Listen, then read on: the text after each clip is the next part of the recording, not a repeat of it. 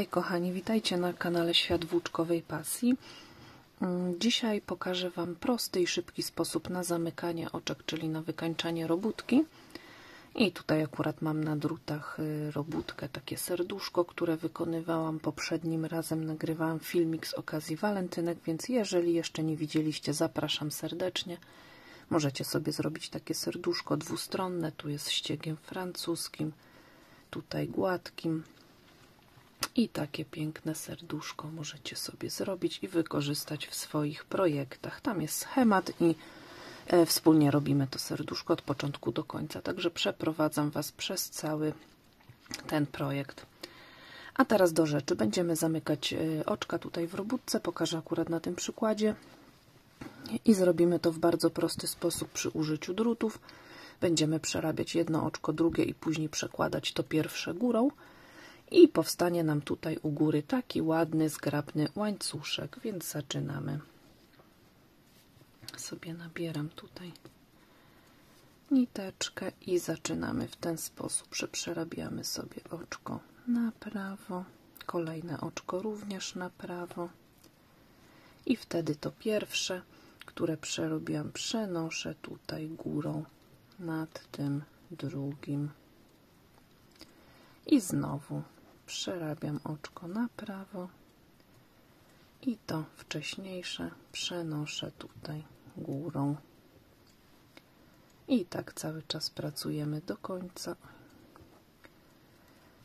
końca tej robótki i aż zostanie nam jedno oczko na drucie. Wtedy ucinamy niteczkę, przewlekamy i gotowe. I tutaj nam będzie powstawał taki łańcuszek. I to, czy on będzie elastyczny, czy taki bardziej ścisły, zależy od tego, jak luźno lub jak ściśle będziemy te oczka przerabiać, więc ja proponuję, żeby robić zawsze te oczka takie dość luźne, nie tak bardzo mocno na ścisło, tylko tak dość luźno i wtedy nam to zamykanie oczek wyjdzie takie, powiedzmy, półelastyczne, nie takie super elastyczne, ale będzie takie lekko uciągliwe. I dalej kontynuujemy sobie, czyli kolejne oczko przerabiam i to, które miałam tu, przenoszę górą. I zawsze to pamiętamy, żeby było takie dość elastyczne, dość takie luźniutkie. I kolejne. No fajnie, bardzo szybko idzie, nie trzeba też sięgać po igłę dziewiarską, po jakieś takie skomplikowane kroki. Różne takie włoskie zamykania oczek to jest dość skomplikowane, a szczerze mówiąc mnie efekt tej metody włoskiej nie powala. Także ja wolę takie upraszczanie. O, i tutaj widzicie, nam taki ładny łańcuszek wychodzi. Nagrałam też ostatnio, chyba tydzień temu, filmik, na którym pokazuję metody zamykania oczek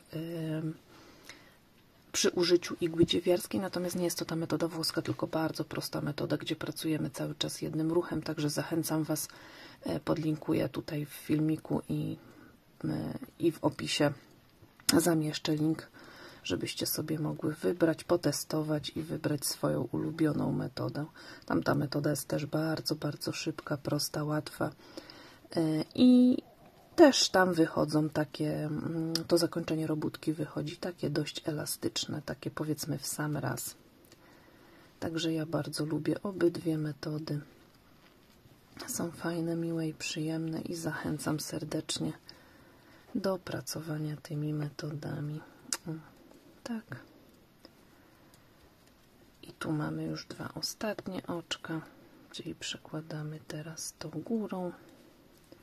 I tutaj sobie wyciągamy troszeczkę, ucinamy tutaj włóczkę, przeciągamy tędy i mamy robótkę zakończoną. I wychodzi nam taki ładny, zgrabny łańcuszek, bardzo podobnie jak tutaj u dołu. No i oczywiście też jest taki lekko uciągliwy, nie jest taki bardzo elastyczny. No gdybym oczywiście jeszcze luźniej przerabiała te oczka, no to mógłby być, natomiast dla mnie taki efekt jest w porządku, jest zadowalający i jest estetyczny, bardzo ładnie to wygląda, to się tak fajnie wpasowuje w robótkę i tworzy piękną całość. Co myślicie o tej metodzie?